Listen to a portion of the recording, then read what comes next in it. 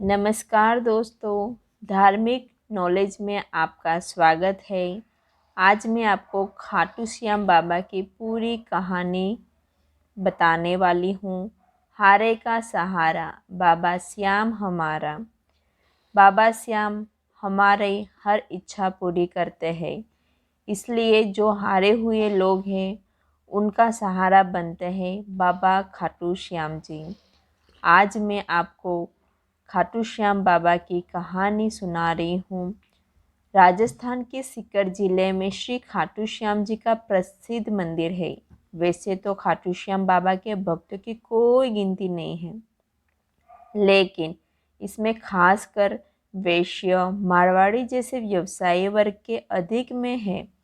श्याम बाबा कौन थे, उनके जन्म और जीवन चरित्र के बारे में जानते हैं। कहानी शुरू करने से पहले एक बार जोर से हम नारा लगाएंगे, बोलिए श्री बाबा खाटू श्याम जी की जय। खाटू श्याम बाबा कौन थे? खाटू श्याम जी का असली नाम बर्बरिक है। महाभारत की एक कहानी के अनुसार बर्बरिक का सिर राजस्थान के प्रसिद्ध खाटू नगर में दफना दिया गया था, इसलिए बर्बरिक जी का नाम खाटू श्याम बाबा के नाम से प्रसिद्ध हुआ है। खाटू श्याम बाबा घटोत्कच और नागकन्या मोरवी के पुत्र हैं। 5 पांडवों में सर्वाधिक बलशाली भीम और उनकी पत्नी हिडिंबा बर्बरिक के दादा दादी थे। कहा जाता है कि जन्म के समय बर्बरिक के बाल बब्बर शेर के समान थे। अंत उनका नाम बर्बरिक रखा गया। बर्बरिक का नाम श्याम बाबा कैसे पड़ा, आइए इसकी कहानी जानते हैं। बर्बरिक बचपन में एक वीर और तेजस्वी बालक थे। बर्बरिक ने भगवान श्री कृष्ण और उनकी मां मोरवी से युद्ध कला कौशल्य सीखकर निपुणता प्राप्त कर ली थी। बर्बरिक ने भगवान शिव की घोर तपस्या की थी, जिनके आशीर्वाद स्वरूप भगवान शिव ने बर्बरिक को 3 चमत्कारी बाण प्रदान किए। इस कारणवश बर्बरिक का नाम 3 बाणधारी के रूप में भी प्रसिद्ध है। भगवान अग्निदेव ने बर्बरिक को एक दिव्य धनुष दिया था, जिससे वो तीनों लोकों पर विजय प्राप्त करने में समर्थ थे।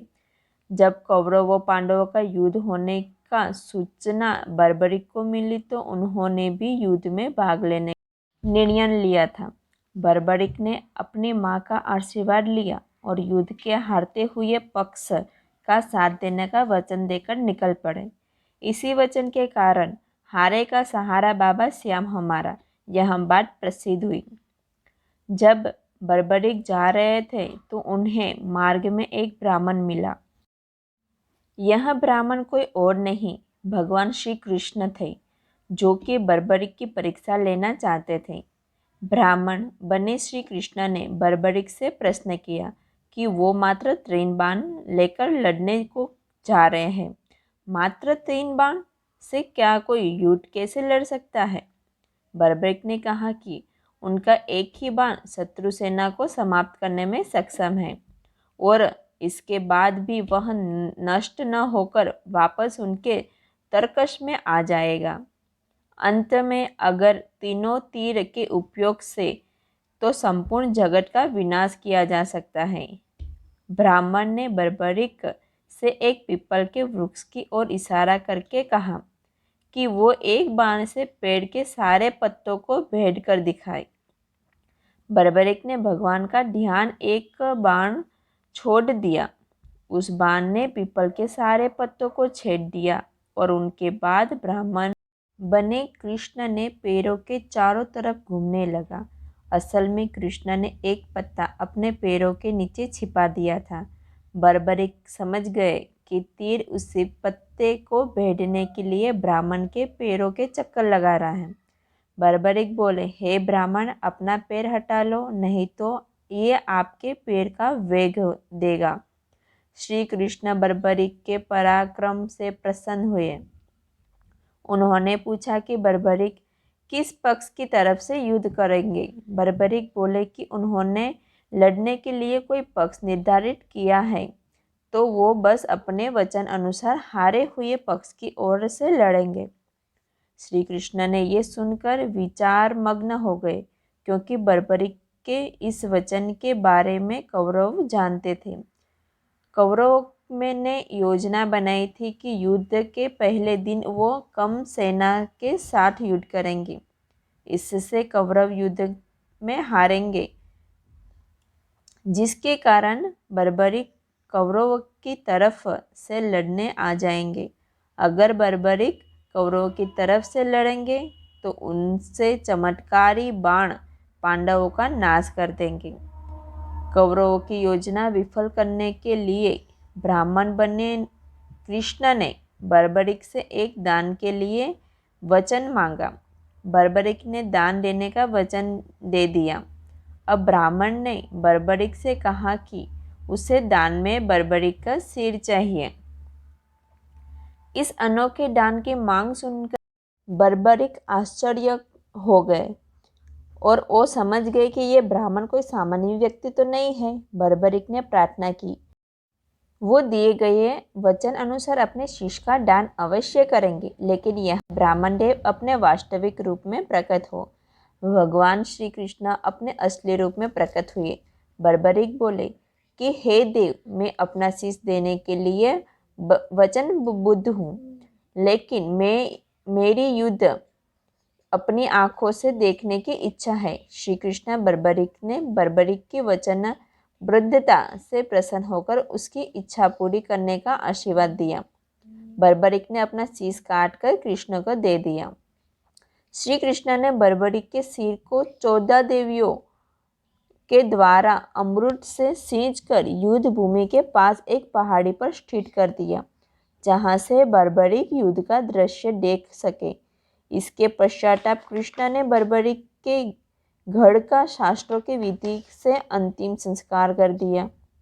महाभारत का महान युद्ध समाप्त हुआ और पांडव विजयी हुए।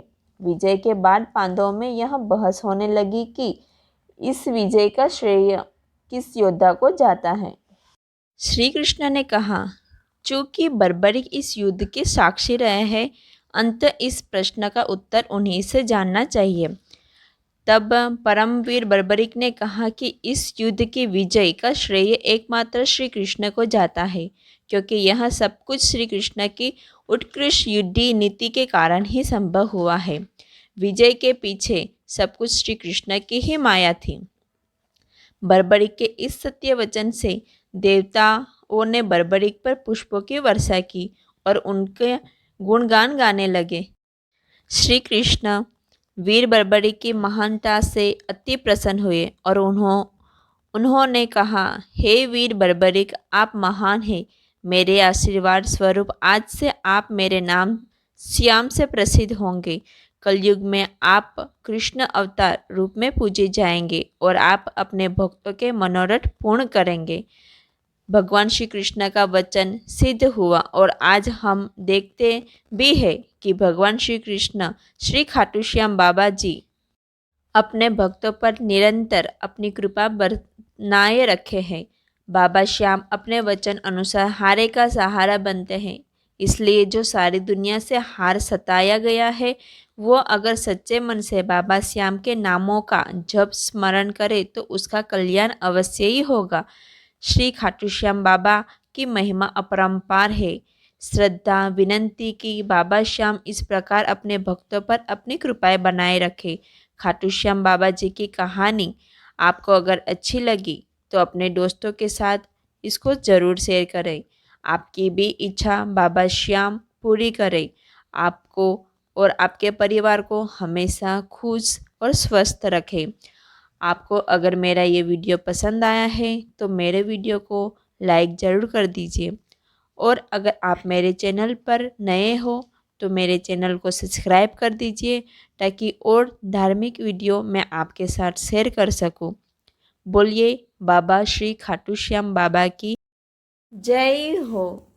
हारे का सहारा बाबा श्याम हमारा आपकी हर एक इच्छा पूरी करें।